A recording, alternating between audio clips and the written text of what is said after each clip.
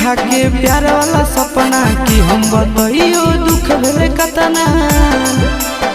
ओकरे चलती बाबू के पैकेट से पैसा वो चोर लिया रे मोरा अखिया नींदो नहीं।